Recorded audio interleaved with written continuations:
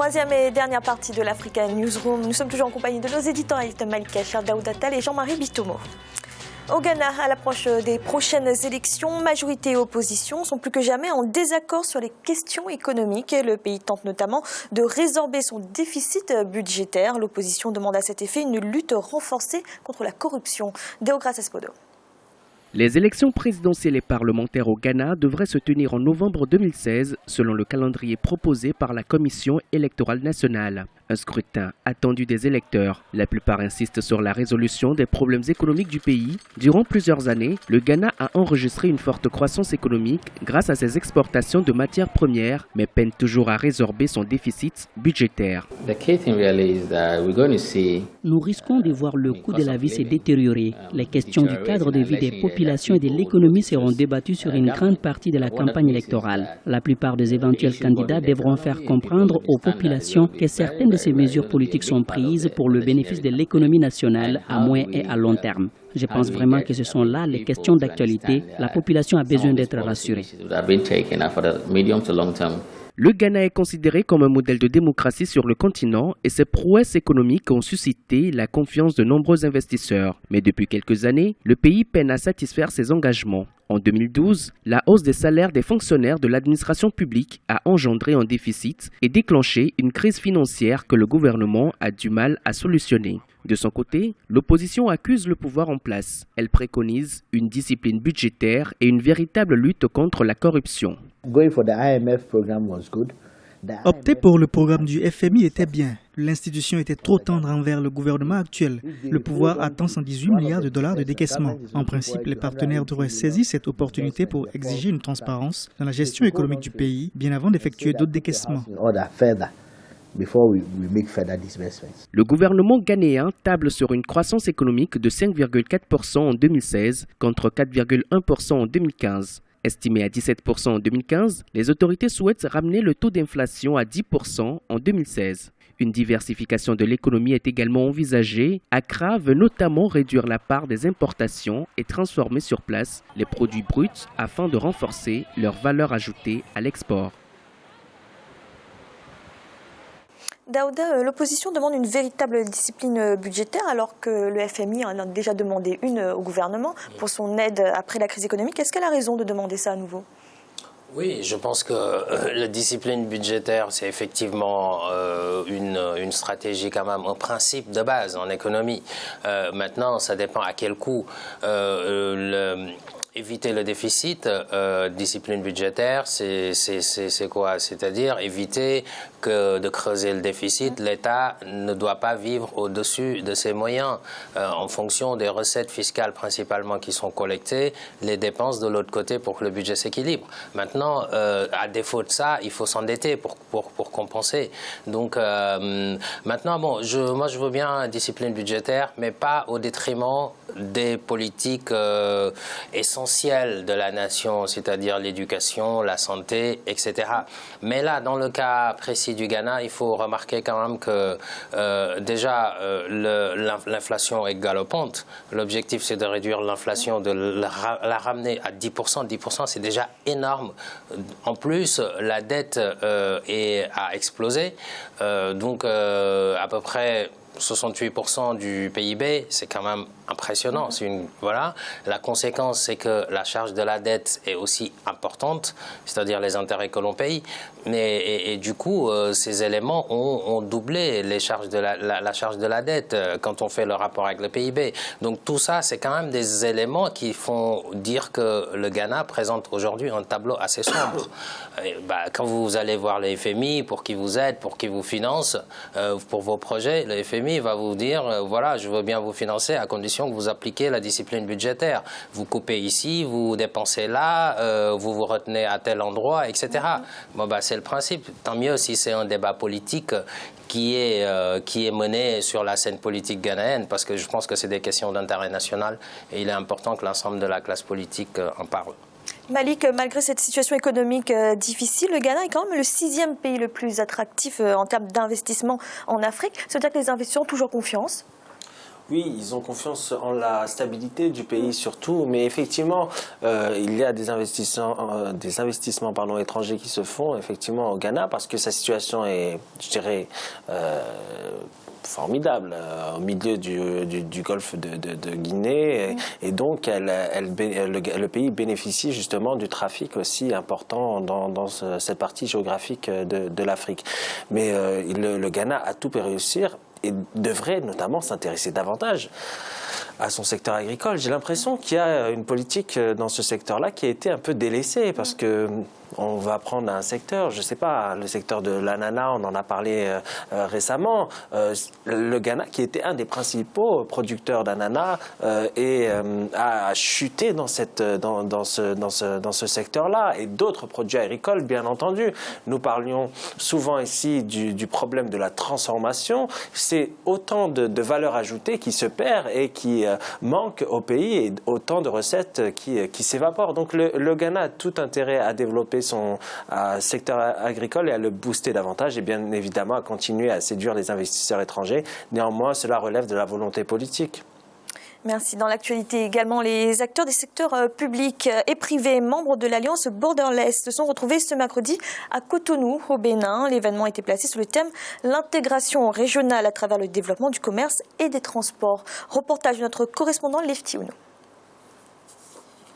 La conférence annuelle de l'Alliance Borderless a démarré ce mercredi 18 mai 2016 à Cotonou, la capitale économique du Bénin. Pendant 3 jours, les acteurs des secteurs privés et publics, membres de l'Alliance Borderless, vont réfléchir sur l'intégration régionale à travers le développement du commerce et des transports. Objectif, contribuer à la compétitivité du commerce en Afrique de l'Ouest à travers l'élimination des barrières, la libre circulation des biens et des personnes grâce à la simplification et l'harmonisation des procédures par un plaidoyer en faveur des différents acteurs du corridor. Malgré les résultats probants découlant de la mise en œuvre de ces réformes, force est de constater la persistance de nombreuses entraves et de nombreux obstacles au développement du commerce et des transports dans notre espace. L'Alliance Borderless nous offre aujourd'hui l'occasion d'engager une réflexion collective sur les raisons d'être d'une telle situation et sur les voies et moyens d'éliminer ces freins au développement de nos échanges intracommunautaires.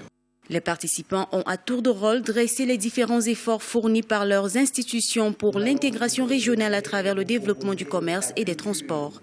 Les travaux de cette 5e conférence ont été lancés par le ministre du Commerce en présence de son homologue du Nigeria. Ils ont tous les deux insisté sur la nécessité de réduire les postes de contrôle afin d'améliorer la fluidité des échanges commerciaux transfrontaliers. La vision du gouvernement en matière de commerce, c'est précisément cela. Que nous réussissions, le Nigeria en tête, à faire en sorte que nos cadres rigides que nous avons et dans lesquels les populations ne s'inscrivent pas, que ces cadres rigides s'approchent un peu plus des logiques des acteurs économiques. L'Alliance Borderless est une organisation régionale de plaidoyer établie en 2011. Elle travaille pour promouvoir, faciliter le commerce transfrontalier et réduire les inefficacités procédurales. Elle compte plus de 83 membres, dont des entreprises du secteur privé. Elle travaille en collaboration avec les institutions publiques, la société civile et les médias de l'Afrique de l'Ouest afin d'accroître les échanges. Jean-Marie, le transport, c'est une donnée fondamentale dans l'amélioration du commerce intra-régional. Déjà, je voudrais souligner un point très important, Fanny, qui est le suivant, c'est que l'Afrique de l'Ouest, si vous voulez, fait des pas. Quand on regarde toujours les intégrations régionales chez nous, voilà un exemple qui montre encore qu'en Afrique de l'Ouest, on fait des avancées dans la notion de l'intégration régionale, qui est sociétale globalement. Donc, on sait déjà que dans la CEDEAO, vous avez les gens qui sont titulaires d'un passeport qui circulent librement.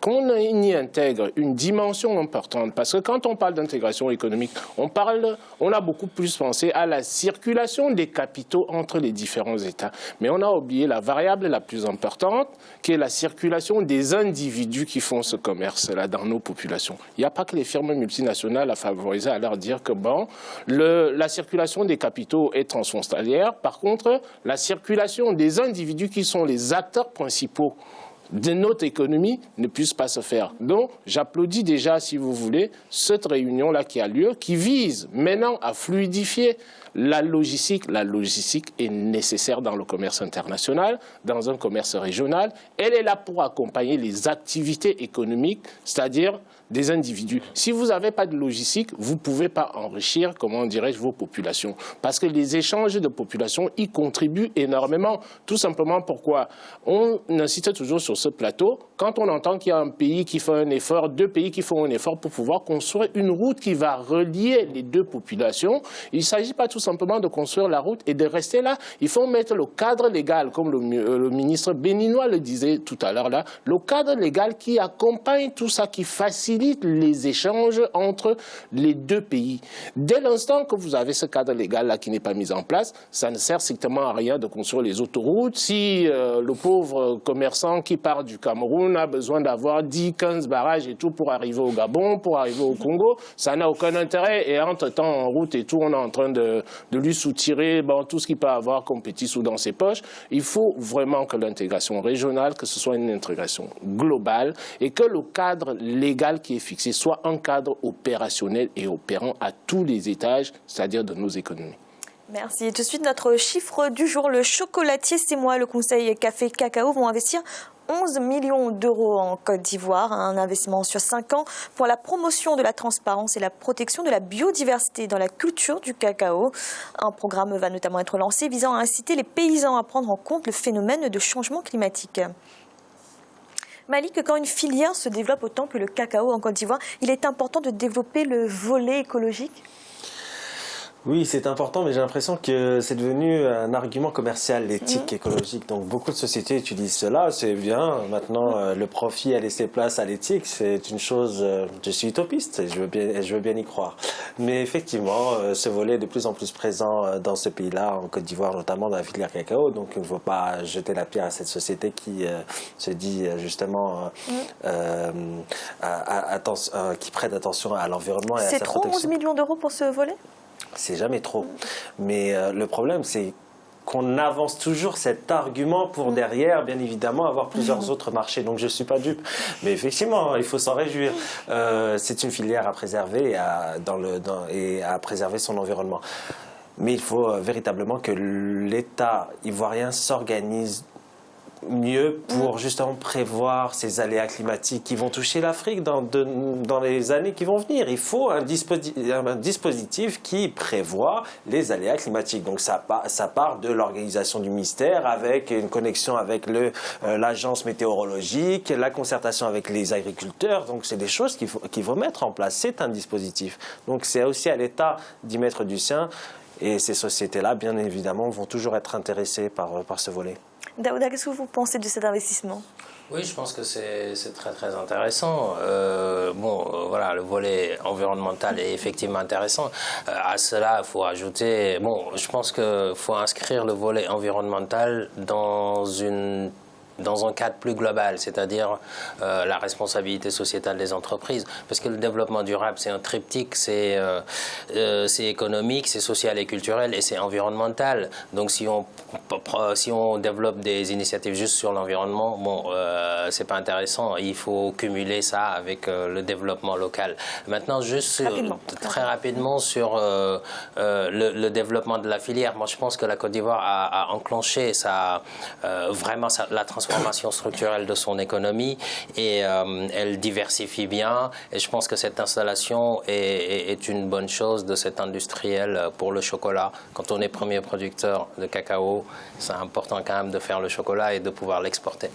Merci. C'est à présent la fin de cette émission. Demain, retrouvez le 5e et dernier volet de cette semaine consacré à la République démocratique du Congo. Jean-Marie, merci d'avoir été avec nous. Merci Fanny. Bonsoir à tous nos téléspectateurs et téléspectatrices.